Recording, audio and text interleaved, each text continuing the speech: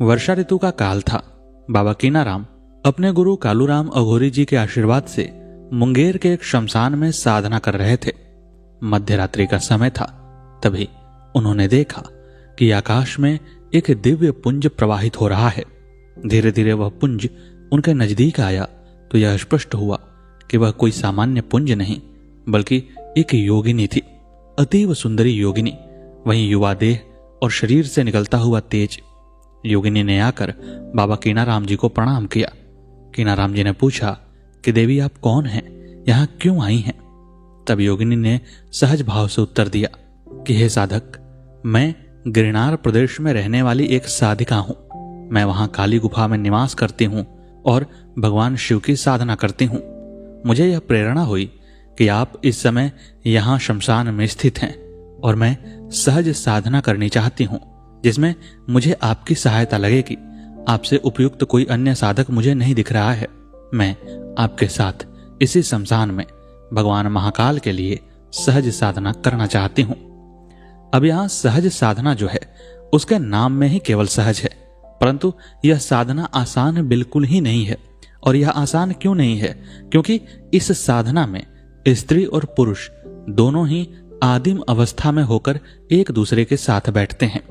पर इस दौरान आपके मन में ब्रह्मचर्य के अलावा कोई अन्य विचार नहीं आने चाहिए। आप पूरी तरह से ब्रह्मचर्य पर स्थित रहें और भगलिंग आसन में बैठें। यह कितनी विरोधाभासी चीजें हैं। आप अगर ध्यान देंगे तो समझ पाएंगे कि यह करना कितना ही मुश्किल है कि आप एक स्त्री के साथ पूरी तरह से निर्वस्त्र होकर भगलिंग आसन में एक साथ बैठे हैं, परंतु फिर भी आपके मन में काम विकार नहीं उत्पन्न होना चाहिए। आपका मन ब्रह्मचर्य पर स्थित होना चाहिए।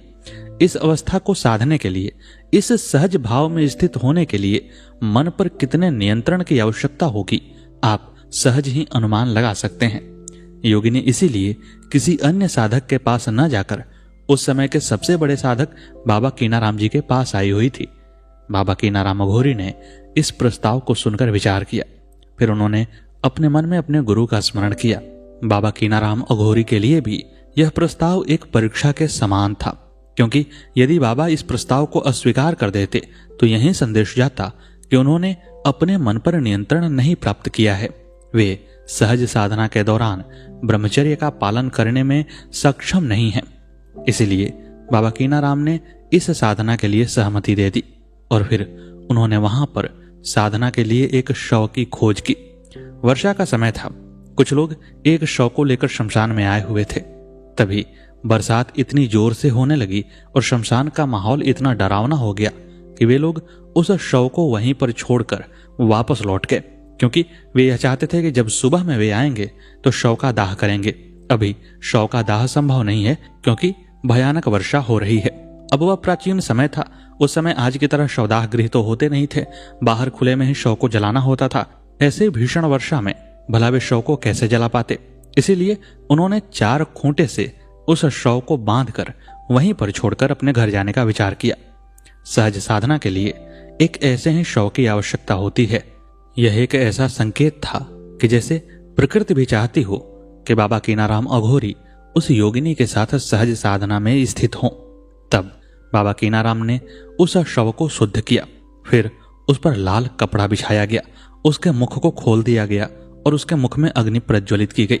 फिर बाबा कीनाराम पूरी तरह नग्न होकर उस युवती के साथ भगलिंगस्थ आसन में उस शव पर बैठे। बाबा कीनाराम मंत्र पढ़ते जा रहे थे और योगिनी धान के लावे की आहुति उस शव के मुंह में डाल रही थी। रात्रि अपने चरम पर थी, वर्षा हो रही थी, परंतु फिर भी शव के मुंह में आग जल रही थी और साधना निरंतर आगे बढ़ती जा रही थी। इस प्रकार जब रात्रि का अंतिम प्रहर आया तो वह साधना पूर्ण हुई। सामने एक भयंकर आवाज के साथ धरती में एक गह्वर उत्पन्न हुआ और उस गह्वर से नंदी पर सवार महाकाल मां गौरी के साथ प्रकट हुए। उनके चेहरे पर मुस्कान थी। उन्होंने उन दोनों की तरफ देखा। बाबा की साधना पूर्ण हुई थी, यानी कि उन्होंने अपने मन पर नियंत्रण प्राप्त किया था और फिर उन दोनों ने उस पूरी प्रक्रिया को समुचित रूप से किया था। इसीलिए भगवान महाकाल के चेहरे पर मुस्कुराहट थी। उन्होंने कहा कि आप दोनों की साधना पूर्ण हुई। अब आप लोग अपना मनचाहा वरदान पा सकते हैं। अपनी साधना को पूर्ण हुई देखकर योगिनी अत्यंत प्रसन्न हुई उसने बाबा कीनाराम अघोरी के साथ महाकाल और मां गौरी को प्रणाम किया। फिर योगिनी ने अपना मनचाहा वरदान प्राप्त किया और बाबा कीनाराम ने भी भगवान शंकर से अपना मनचाहा वर प्राप्त किया। इसके बाद महाकाल ने कहा कि आगे से अब आपको इस प्रकार की साधना नहीं करनी होगी।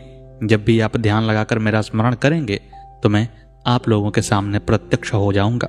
ऐसा अद्भुत वरदान देकर मां गौरी के साथ महाकाल अंतर्ध्यान हो गए और वह योगिनी बाबा कीनाराम अघोरी को प्रणाम करके आकाश मार्ग से वापस अपनी साधना स्थली को चली गई और बाबा कीनाराम फिर से अपने गुरु के बताए मार्ग पर उसी शमशान में साधना करने लगे। और वह शव जिस पर यह पूरी साधना विधि की गई थी वह एक पत्थर में परिणित हो गया। और कहते हैं कि आज भी जिस साधक पर महाकाल की कृपा होती है उसे वह पत्थर कभी कभी गंगा नदी में दिखाई देता है, और यदि कोई भाग्यशाली साधक उस पत्थर को छू लेता है तो फिर वह संपूर्ण सिद्धियों का स्वामी बन जाता है। उस पत्थर में इतनी शक्ति समाहित हो गई है। बाबा कीनाराम अघोरी जी के साथ कई कथाएं जुड़ी हुई हैं। उनमें से ही एक है हिरण मुखर्जी की कथा, जो बाबा कीनाराम का शिष्य था और जिसने बाबा कीनाराम से ही भैरवी दीक्षा प्राप्त की और फिर उस साधना को करते हुए वह दर्दनाक मौत मारा गया। परंतु हिरण मुखर्जी की कथा को विस्तार से जानने से पहले हमें यह जानना होगा कि गुरु शिष्य के बीच का संबंध कैसा होता है, और इसके लिए हम बाबा कीनाराम अघोरी जी के 2 गुरुओं की कथा को जान लेते हैं। युवावस्था में गृह त्याग के बाद बाबा कीनाराम जी सीधे सीधे अघोर पंथ में दीक्षित नहीं हुए थे, बल्कि वे सबसे पहले गाजीपुर के एक वैष्णव संत शिवराम जी के पास गए। वहां जाकर उन्होंने अपने आप को शिष्य बनाने की बहुत याचना की, परंतु शिवराम जी ने उन्हें गुरु मंत्र नहीं दिया। पर बाबा भी हठ ठान कर बैठे हुए थे कि वे शिवराम जी से गुरु मंत्र लेकर ही रहेंगे। वे शिवराम जी की अपने पिता की भांति सेवा किया करते थे और उनकी पत्नी को अपना मां मानते हुए उनकी भी सेवा करते। कहते हैं कि शिवराम जी ने बहुत समय तक कीनाराम बाबा को कोई दीक्षा नहीं दी, परंतु एक दिन गजब हो गया। शिवराम जी ने अपनी कुछ वस्तुओं को दिया कीनाराम जी को और कहा कि आप गंगा के किनारे चलें, मैं पीछे से आता हूं। जब कीनाराम जी गंगा के किनारे पहुंचे तो पीछे से शिवराम जी ने देखा कि गंगा का जल धीरे धीरे ऊपर आ रहा है ताकि वह कीनाराम बाबा के पैरों को स्पर्श कर सके। अब ऐसी कथाएं तभी घटित होती हैं जब सामने कोई दिव्यात्मा हो। शिवराम जी समझ गए कि यह बालक कोई सामान्य बालक नहीं है, बल्कि यह बालक कोई दिव्यात्मा है। इसके बाद शिवराम जी ने बाबा कीनाराम को गुरु मंत्र दिया और इस प्रकार बाबा कीनाराम अघोरी अपनी यात्रा के पहले चरण में एक वैष्णव संत के शिष्य बन गए। परंतु बाबा कीनाराम का मन केवल वैष्णव मार्ग में नहीं रमता था। उनके मन में माता शक्ति के प्रति एक अद्भुत भक्ति थी और वे अपने गुरु को बिना बताए गुरु के सोने के बाद कुछ किलोमीटर दूर माता शक्ति के मंदिर में जाकर वहां उपासना किया करते थे। बाबा कीनाराम का शिवराम जी से आगे बढ़ने का प्रसंग बड़ा ही रोचक है। यहाँ पर 2 प्रकार की कथाएं आती हैं। एक कथा कहती है कि बाबा शिवराम की पत्नी जो थी उन्हें बाबा कीनाराम जी मातृवत प्रेम किया करते थे। जब उनका देहांत हुआ तो जितना शिवराम जी को दुख हुआ उतना ही बाबा कीनाराम को भी दुख हुआ, परंतु आगे चलकर धीरे धीरे कुछ समय के बाद शिवराम जी ने अपनी पत्नी को भुला दिया और फिर दूसरा विवाह करने का निश्चय कर लिया। तब बाबा कीनाराम ने कहा कि अगर आप दूसरी पत्नी कर सकते हैं तो मैं दूसरा गुरु कर लूंगा, क्योंकि मैं आपकी पहली पत्नी को अपनी मां के समान मानता था और मैं नहीं चाहता कि आप उनका स्थान किसी और को दें। तब शिवराम जी ने कहा कि तुम्हारी जो मर्जी वह करो, मैं तो दूसरा विवाह करूंगा ही करूंगा। और कहते हैं कि यहां से शिवराम जी ने दूसरा विवाह किया और बाबा कीनाराम अपने गुरु को छोड़कर आगे बढ़ गए। पर दूसरी कहानी कहती है कि ऐसी कोई बात नहीं थी, बल्कि शिवराम जी ने समझ लिया कि बालक वैष्णव मार्ग पर आगे नहीं बढ़ने वाला है, बल्कि इसका मार्ग अलग होगा। इस प्रकार अपने शिष्य की प्रतिभा को देखते हुए शिवराम जी ने स्वयं कहा था कि अब आपको यहां से आगे बढ़ना चाहिए, अपने रास्ते की खोज करनी चाहिए। आप यहां से गिरनार पर्वत की तरफ जाओ, वहीं पर आपको आपका रास्ता मिलेगा और आपके जीवन का उद्देश्य मिलेगा। इस प्रकार अपने वैष्णव गुरु से आशीर्वाद प्राप्त कर बाबा कीनाराम वैष्णव मार्ग को छोड़कर अघोर मार्ग की ओर अग्रसर हुए। जब वे गिरनार प्रदेश में गए तो गिरनार पर्वत पर उन्हें भगवान दत्तात्रेय जी के दर्शन हुए और दत्तात्रेय जी ने उन्हें हिमालय में जाकर तपस्या करने की सलाह दी। बाबा कीनाराम हिमालय में गए, वहां उन्होंने कई सिद्धियां प्राप्त की। उन्होंने देवी देवताओं का साक्षात्कार भी किया, परंतु बिना किसी योग्य गुरु के जीवन सफल नहीं होता है। इसीलिए देवताओं की प्रेरणा पर वे गुरु की खोज में वापस वाराणसी की तरफ आए। वाराणसी के हरिश्चंद्र घाट पर जहां क्रिकुंड स्थापित था, वहां पर उन्होंने बाबा कालूराम अघोरी से भेंट की। बाबा कालूराम अघोरी को दत्तात्रेय जी का अवतार माना जाता है। बाबा कालूराम अघोरी एक कौतुक किया करते थे।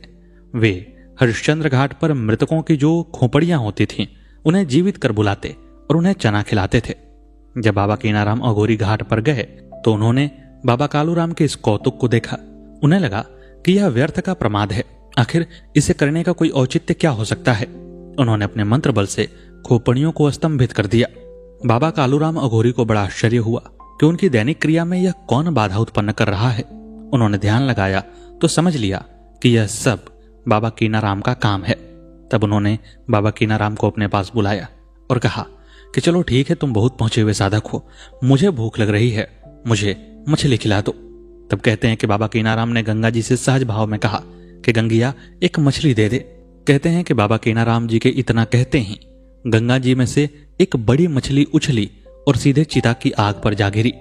चिता की आग में भुनी हुई उस मछली को बाबा कीनाराम ने कालूराम अघोरी जी के सामने प्रस्तुत किया और फिर कालूराम अघोरी जी ने उस मछली को खाकर अपनी भूख शांत की। अब यहां पर कई लोग यह प्रश्न उठा सकते हैं कि कालूराम अघोरी जी अगर दत्तात्रेय के अवतार थे तो भला उन्होंने मछली क्यों खाया। तो अघोर पंथ में अघोरियों के लिए पंचमकार की मान्यता है। वे मांस, मत्स्य, मदिरा, मैथुन और मुद्रा का उपभोग करते हुए भी पूर्णतः साधक कहे जा सकते हैं।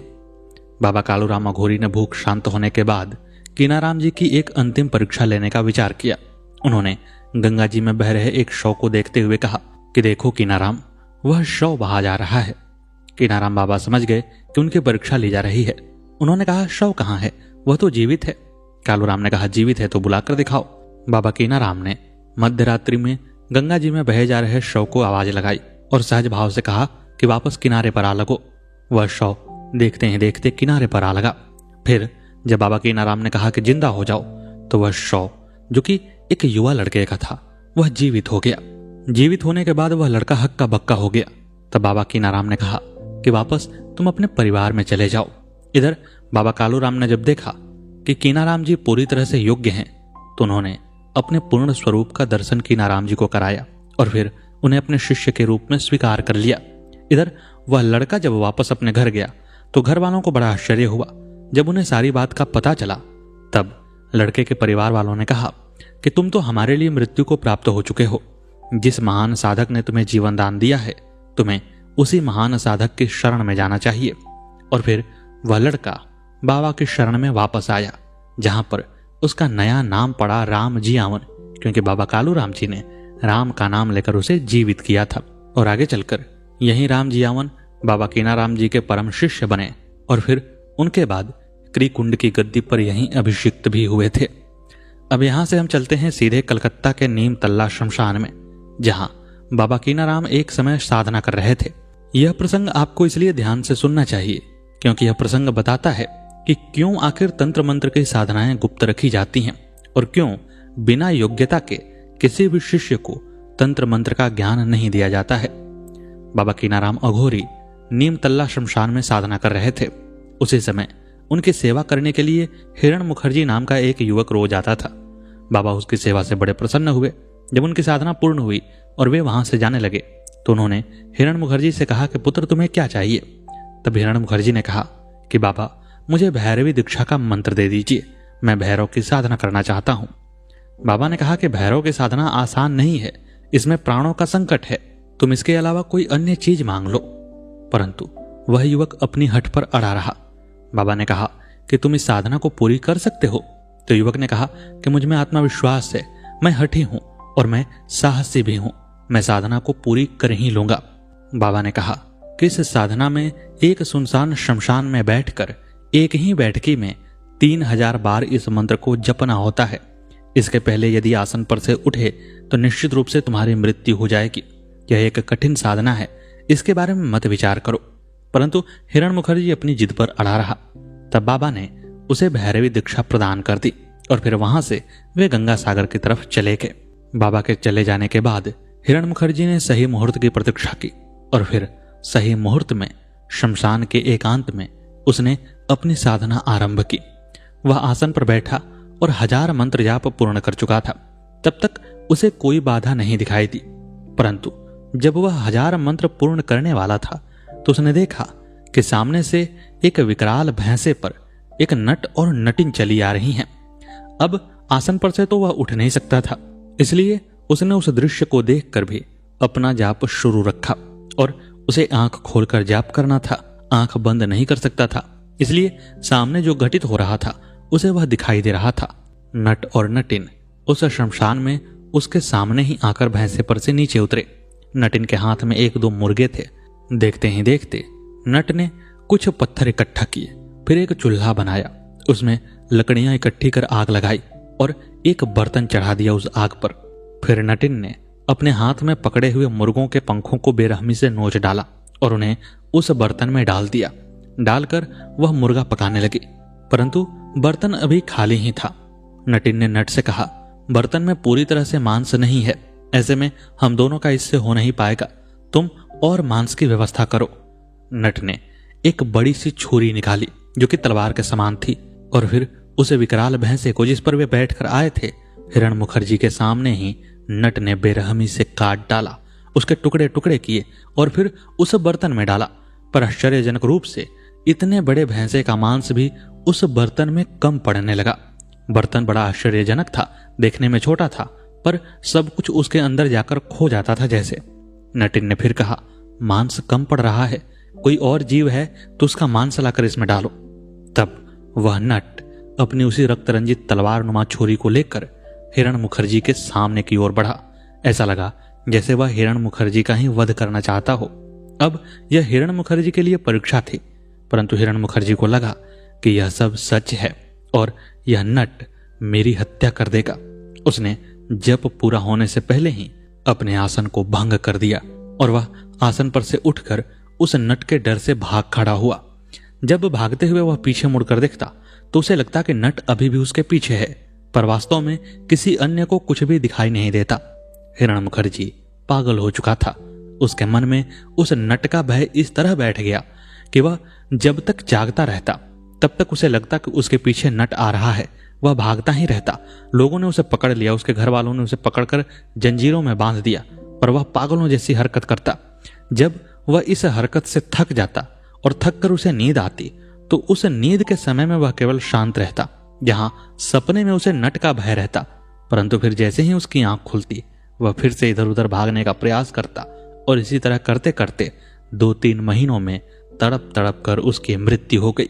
जब बाबा कीनाराम अघोरी जी ने अपने शिष्य की इस दशा के बारे में सुना और यह सुना कि उसकी मृत्यु हो गई तो वे शमशान में उस जगह पर गए जहां उसका दाह संस्कार किया जा रहा था। दाह संस्कार होने के बाद बाबा कीनाराम जी ने उसकी खोपड़ी की हड्डी उठा ली और फिर वापस आकर उन्होंने उसी खोपड़ी की हड्डी को सामने रखकर भैरवी क्रिया पूर्ण की, क्योंकि यदि वे एक गुरु के तौर पर उस क्रिया को पूरी नहीं करते तो उनके शिष्य को तो मुक्ति नहीं ही मिलती, उनको भी पाप लगता, क्योंकि उन्होंने एक अयोग्य शिष्य को गुरु मंत्र दिया था। इस प्रकार बाबा कीनाराम जी ने वह साधना पूरी की और हिरण मुखर्जी को मुक्ति प्राप्त हुई। तो मित्रों, यह कथा बताती है कि शिष्य को भी उपयुक्त होना चाहिए, केवल गुरु के उपयुक्त होने से कुछ भी नहीं होता है। और हमारी आज की कहानी यहीं पर समाप्त होती है। उम्मीद है कि आपको यह प्रस्तुति पसंद आई होगी। यदि आप बाबा कीनाराम अघोरी जी की पूरी कहानी सुनना चाहते हैं तो हमारे चैनल पर वह कहानी उपलब्ध है, आप उस पूरी कहानी को भी सुन सकते हैं।